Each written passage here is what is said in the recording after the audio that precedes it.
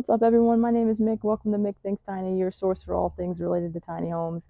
Today, I'm super excited to talk to you guys about 3 reasons why I think y'all should go tiny, or at least think about going tiny.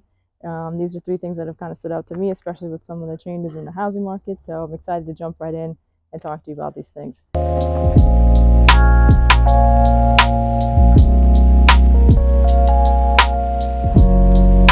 All right, so 3 reasons why you should think tiny. Before I jump into this, I just want to explain to you a little bit why I created this channel. So I'm a huge tiny house enthusiast. I'm excited to buy one. I've been watching HGTV for like 20 years. I read about tiny houses whenever I can, try to stay up to date on things in the industry.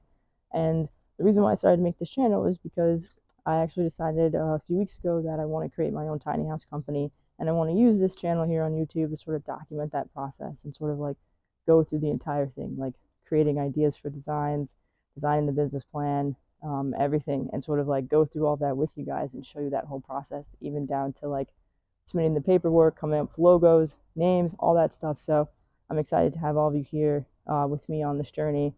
It's going to take a few years, so you're in it for the long haul, but I think it's going to be a really incredible journey and a really fun experience for me, so I'm excited to share it with you. All right, so 3 reasons why I think you should go tiny.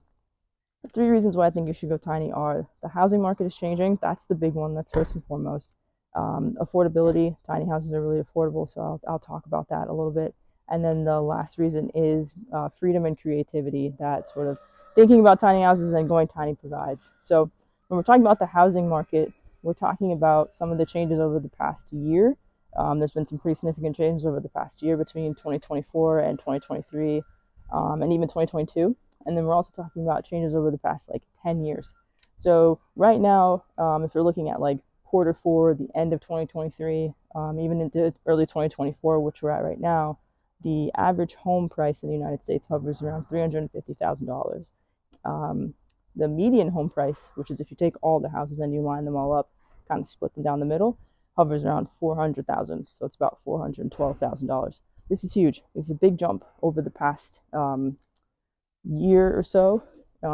Just looking at like a 15% increase between 2023 and 2022. So we can just speculate the pandemic had a lot to do with that, but we don't know, 100% for sure. But that's kind of the general consensus.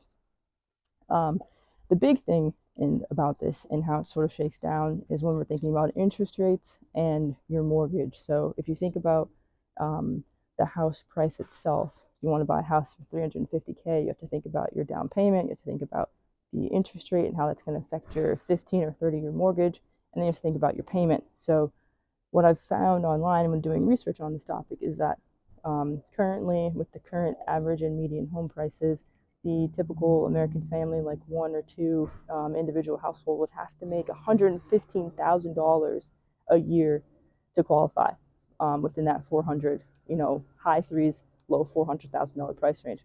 And that's a lot when you consider that median family income hovers at around $75,000 a year. So we're talking about 40 grand more than what the median family, and that's a 2 to 3 person working household, earns in a year. So that's the big thing, is that it's just becoming too expensive to buy homes, at least right now. And that median family income doesn't really even account for wages, which vary by state. Median family income varies by state. So you'll have states falling below that 75K. You'll have states falling above that 75K. So it's a pretty significant amount of money to think about having to make 6 figures to be able to buy a house in the United States. So that's one reason why I'm sort of suggesting that you think tiny. And then also on top of that, the housing market's changing even for rentals. So right now, renting price, like average rental prices, hovers around $1,400. If you're living in places like California, which is where I'm at, I'm in San Diego, it's well over 2 grand a month to rent a place. And I think Hawaii is the most expensive place to live right now. So that's something to consider. Okay, so that's the first thing. Housing market is changing. It's expensive to buy a home. Most people can't afford it, and so tiny houses present with what I'm leading into my second reason for thinking tiny as an affordable housing option, essentially. When we're talking about affordable housing, we're talking about housing that doesn't break the bank, right? We're talking about you feeling comfortable every month when you sit down to do your finances, and not dreading paying your mortgage or paying rent, which I know some of you feel that way. You kind of you might feel kind of pressed with the current situation with housing. even as a renter, but definitely if you're considering buying a home. So affordability. So I'm talking about affordability. I'm talking about the overall sort of like buy-in that you'd have to sort of put in to buy a tiny house. So the range is pretty wide. So you could go onto like a tiny house website, you go to Craigslist, and you could get like basically a shell for like 30 grand. And what I mean by shell is that it's just the sort of like the bones, the structure of the tiny house with nothing in it. Maybe if you're lucky, you can get like insulation or something like that. But for the most part, it'll just be like bare bones, wooden box for like 20 to 30 grand, maybe even 15 if you're really good at sort of finding a bargain. And then you have to fix that up. So let's say you buy a tiny house for 30 grand, you put 20K into it, you're in for 50,000.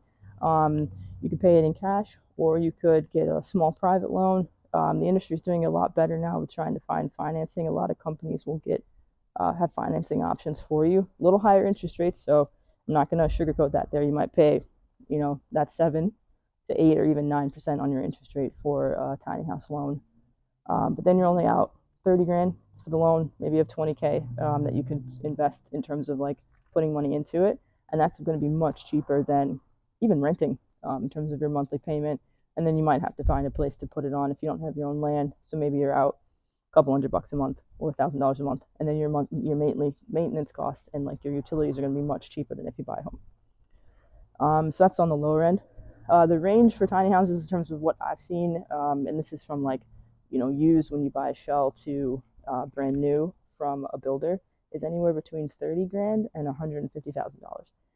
And if you're thinking like $150,000 is a lot for a tiny house, I agree. It can be pretty expensive, but the cost of lumber has gone up, the cost of goods has gone, sort of like construction goods have gone up, and people want luxury. So you don't have to put quartz countertops in your tiny house.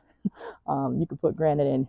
You could figure out different ways. You can do just like wood butcher block countertops. You can figure out different ways to make things more cost effective for you. So on the design end is where you could save a lot of money. But the main thing is affordability. So that's the thing. And then also with mobility, being able to sort of pick it up if it's on wheels and drive somewhere where your cost for renting the land is cheaper is something else that you can think about too. So there are ways around it, but overall, it's going to be a much more affordable option than if you were to buy a house.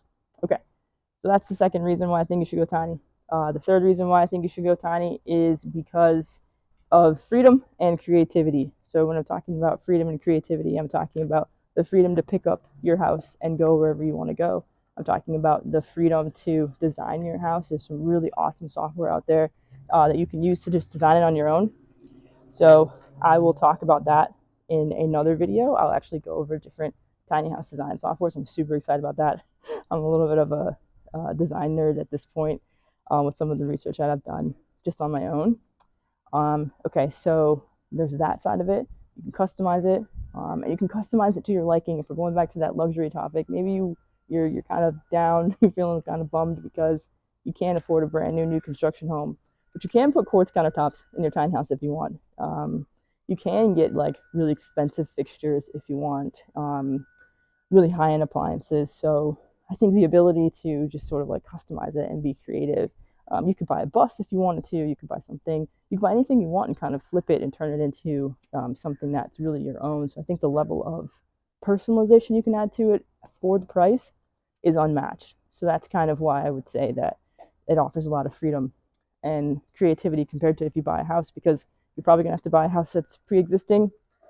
So then you're dealing with someone else's design, and then maybe you have to do some updates and things like that, and that can be really, really pricey.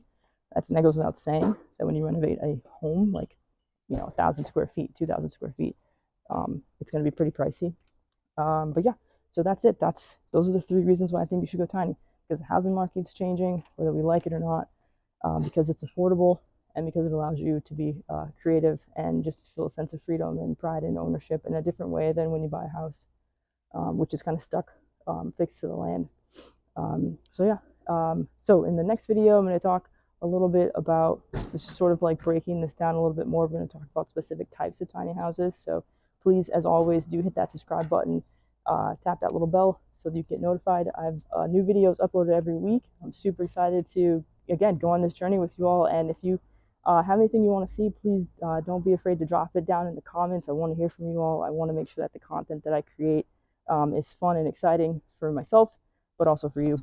So yeah, I'm excited to see y'all next time, and don't forget to think tiny.